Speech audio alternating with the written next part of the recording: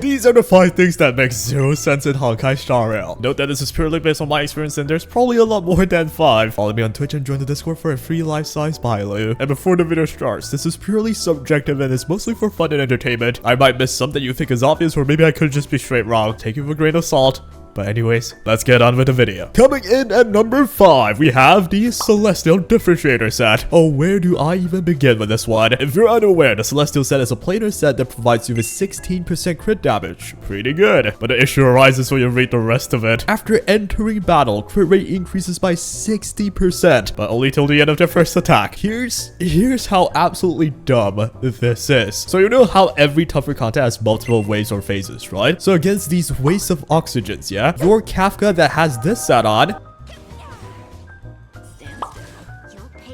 the crit rate's gone. Even if you do damage for the first time at all, the 60% crit rate will disappear at the end of your first attack, be it a follow-up attack or just a skill. That includes even the technique or the attack that you hit the enemy with prior to entering the battle. If that is an attack like Kafka would do, you lose your crit rate, which yet it doesn't reset in the next wave, so you just lose it. What the crud is the point? And consider the fact that it gives you 60% crit rate. Does that mean you're supposed to build your characters at 40 to get up to 100? But then it'll disappear after one attack, so you still want to have a good 1 to 2 crit ratio anyway, right? Or else you're not critting after the first time. Basically, for the first wave versus the mobs, you'll have the world's most beautiful stat line known to man, but under no circumstances will I have that stat line again versus the boss, which is the only one that truly matters. It's like a flight of stairs beside a slanted walkway. You serve zero purpose because I'm running up that walkway, man. You could argue about a crit damage increase, which is still good, but then again, there's still a lot of other players that could just give better value anyway, rather than just having a 60% crit rate that does pretty much nothing. Therefore, this Celestial set will for a long time be in a back burner. Next, we have number 4, Aggro Value. Class time. What is an aggro value? Basically, every path that a character is from has their own unique base aggro value. This value determines the likelihood of you being attacked by an enemy, and 8 is an absolute lie. This is a list of aggro values for different paths, and based on this, my Tingyun shouldn't get hit too much.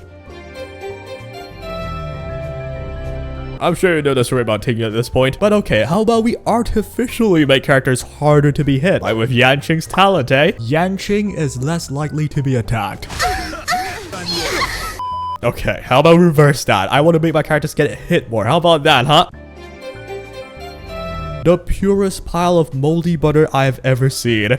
You know how hard it is for butter to get moldy? But yeah, they gotta release a proper hold your lap post on how this works, man. Because I swear certain characters get hit more, or at least when I'm at low health, I would get hit more. Or maybe the whole world's just unlucky at the same time, but that doesn't seem to make sense. Moving on, we have number 3, the paths. The paths in this game can be understood as classes. We have the Hunt path that is the single target maestros, Erudition that are AoE specialists, and Destruction that are both of them combined, but better. Yep, I'm sure I've had your fair share of watching Jinglu doing literally 3 seal outs and then some. That's the more common one as well, but with more characters being introduced, we now see an abundance character that's just half harmony, and soon to be a harmony character that is half nihility, and well, she kind of just does damage too, because why not? So yes, the passive description no longer make too much sense, especially Destruction. What do you mean better survivability? Still has one of the lowest base defense in the game. Jinglu sucks health off of all her allies for damage, and Arlen straight up kills himself. I mostly get that newer characters will eventually do more than what their past suggests, because that make them look strong and people would want to pull for them, right? But I still don't get the last bit though. Why do Destruction characters hate living so much? Even Blade that can't actually heal himself up, but in the lore he's said to be wanting to die, and that's his only mission. Coming in second, we have the character's kit. I'm not about a strong word war with it though, but there are some blatantly obvious issues with some characters' kit here, and one of it is none other than with our general, Jingyuan. Now before you get mad, this is not a Jingyuan slander. I don't think his damage is an issue at all, especially with the new Duke set. He's actually a really proper damage healer, and probably one of the strongest as well at this point. But why can't Jingyuan's Lightning Lord take the turn and attack if Jingyuan is controlled? That makes no sense. My first reasoning for that, Topaz also has the Lightning Lord mechanic with her Numbi, but Numbi can attack if Topaz is stunned. So you're telling me this obese galaxy pig can do it, but a glowing Nordic electric god cannot? Hello? And what's worse is if Jingyuan gets controlled, it's it's not like the Lightning Lord can't move. It does. But when it comes to its turn, bro, it's just like, funny story, bro. I'm just not gonna attack. Try again next cycle, baby. Although, sure, if you have a team of any sort of cleanse and all, that wouldn't be that big of a deal. But it still kind of don't make sense how Numby is able to do that. But a whole gosh dang, Jojo having as Lightning Lord cannot. And I don't think it's gonna make him broken either. I think it should just be like a patch. If they can fix Argenti with like a hot patch, they can fix Jingyu's Lightning Lord at any time, I feel like. Example number 2. We have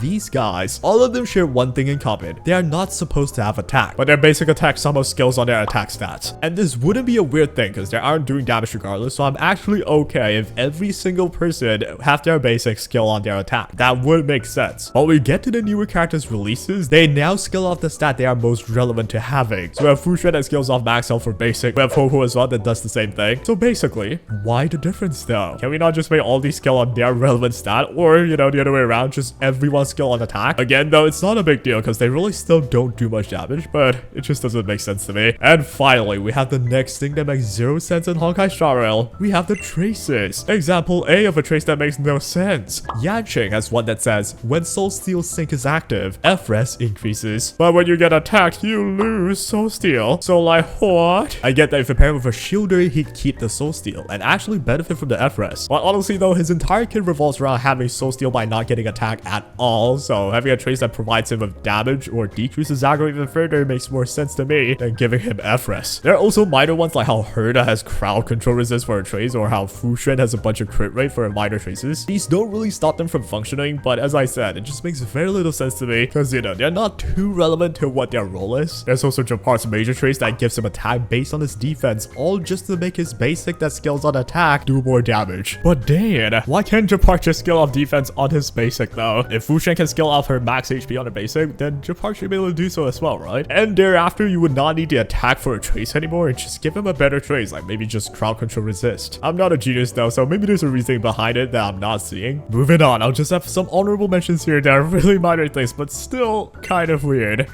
You can filter icons in your inventory, but you can't filter your relics. Subscribe for more features Gwen Hyphen. Clearly as a like her, but it's only for Hunt Path. Gwen Hyphen's the Hildy. Same can be said with Topaz's. Bailu's a dragon healer lady doctor. Can't cleanse debuff, but a can't tune a gremlin cat. Japart, a full-grown war general, has 92 speed. Hook is faster than Japart. Bailu is faster than Japart. Clara is almost as fast as Japart. Is bro moving in like a 200-ton armor, man? Why is Yanqing bullied so much by absolutely everyone in the lore? And finally, I'm not Jesus Christ, so some of these might not be agreeable with you. So yeah, do let me know if any one of these were not that agreeable or mistaken at all. Keep in mind that all in all, it's just a fun video for entertainment. I don't really hate the game or anything. I think the game is fun. Just some things that don't make sense to me. Maybe I'm not even informed. But the main point is, don't take it personal. And that will be all for today. Do let me know if you like these sorts of top 5 videos. Comment down below as well some ideas for videos. I sometimes use your comments and make a video right out of it. I'm no life like that. But either way, only one more day left to Christmas for me. And I wish you guys a Merry Christmas and Happy New Year.